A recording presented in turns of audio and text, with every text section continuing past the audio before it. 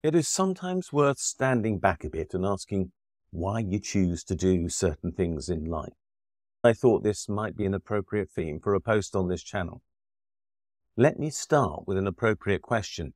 That question is, why do I spend so much time producing social media content? I first started blogging on what was then the Tax Research blog, and which is now the Funding the Future blog, in June 2006. And it has been published consistently since then, with an average of 3.3 posts per day, 365 days a year, every day ever since. It now has around 20,000 reads a day on average. I joined Twitter in 2008, but did not take it seriously for another 5 years. Since then, I've published about 100,000 tweets and have around 250,000 followers, which I find quite extraordinary given that I'm a political economist and accountant, and no one else in either category appears to come close to that figure in the UK without also working in the media. Other platforms, including Facebook, LinkedIn, Mastodon, Blue Sky, TikTok and Instagram, have all followed, with varying degrees of success. But without a doubt, my third largest platform is now YouTube, and the likelihood is that my video traffic will soon exceed that on my blog. For someone aged 66, I create a lot more social media content than most people do. So why do that? To put it another way, why is it that I wake up most mornings at around 6 and have by around 8 o'clock usually published 3 blog posts, with it not being unusual for a 4th or 5th to be added soon thereafter? And why do I now dedicate up to a day a week of my time to producing videos? The cynic might suggest that this is all a giant exercise in massaging my ego, and such comments turn up from trolls almost every day, somewhere, pretty much without fail. If that, however, was true, I would have given up long ago. No one seeking to stay in touch with their sanity would voluntarily post extensively on social media in a way that is bound to attract the hatred and venom of right-wing trolls, just for the sake of their ego. I most certainly do not.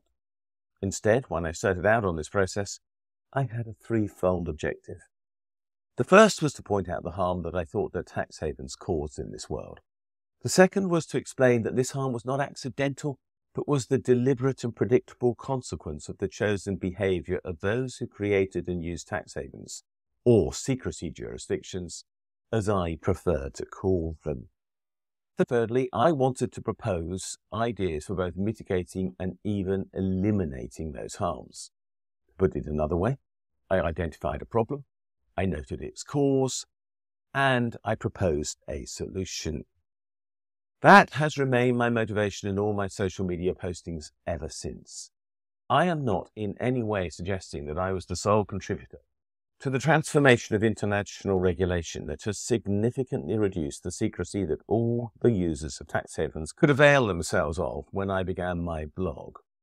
But given the enormous amount of attention that this blog got during that period, when I and others like John Christensen, then of the Tax Justice Network, ran this campaign, what happened on my blog did, I think it fair to say, make a substantial difference to the way in which the offshore world operated. I renamed tax havens as secrecy jurisdictions to deliberately highlight that they were abusive, not places of sanctuary. The Isle of Man government had its income cut almost in half as a consequence of my exposure of the massive subsidy that it received from the UK government as a result of overpayments of VAT to it. The attempts by the governments of Jersey, Guernsey and the Isle of Man to avoid EU regulation were exposed, with all my arguments being proved to be correct by subsequent events when they were forced to change their laws in ways that I had predicted. Those places were, as a consequence, forced to begin automatic information exchange of data to countries like the UK regarding the income of those persons making use of their facilities. My work on country-by-country reporting, consistently published and promoted on that blog, was eventually adopted by David Cameron in 2013 when he was UK Prime Minister, and it then became OECD policy for large company corporate tax reporting from 2015. As a consequence, it has become a legal requirement in more than 70 countries around the world, largely shattering the secret use of tax haven entities by those corporations at least with regard to disclosure to their tax authorities. I mention all these points because, firstly, they show that persistently writing a blog can make a difference. Secondly, they demonstrate the solution focus of what I try to do. I am not interested in producing a blog or a YouTube video or anything else that simply lists complaints.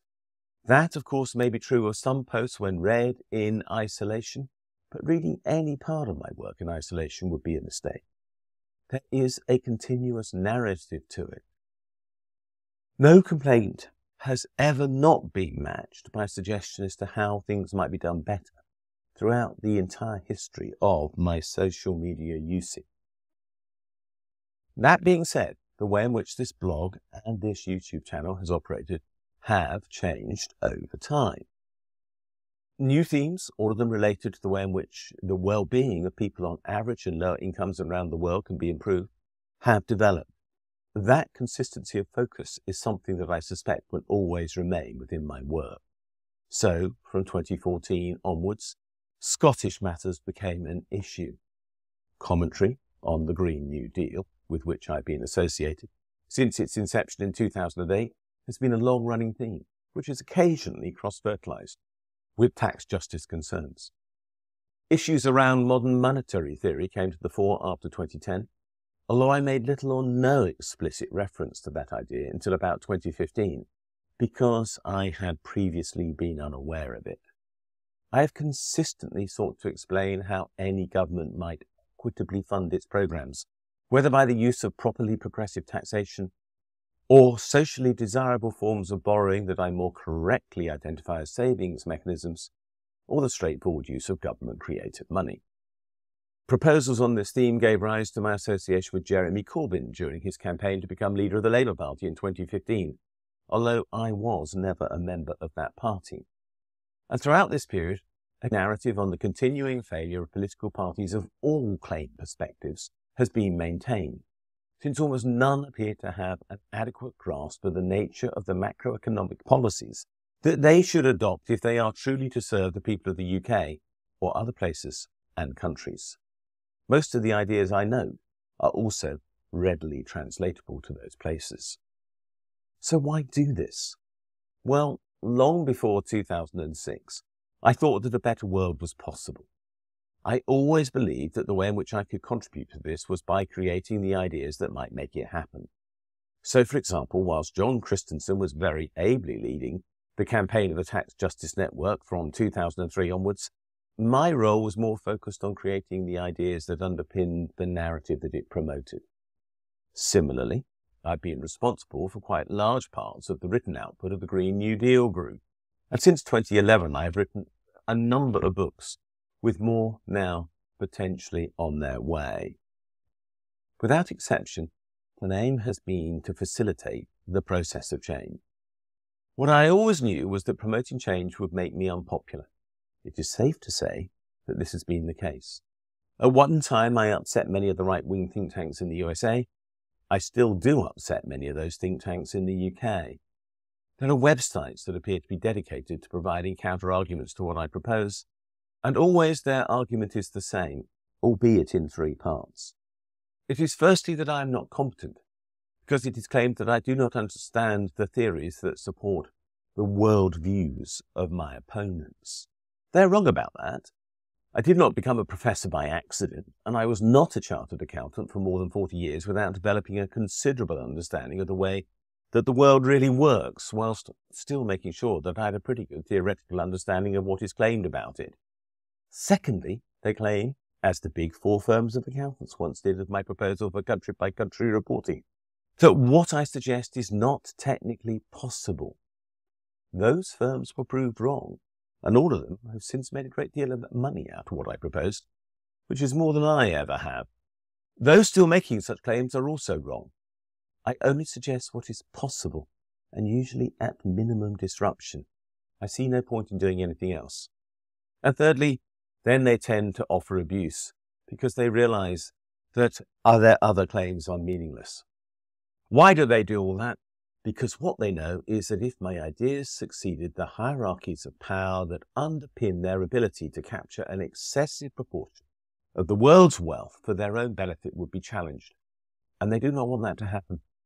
They would rather that others suffer poverty, ill health, early death, insecurity, lack of education, prejudice and discrimination than they give up part of their excessive wealth to prevent that happening.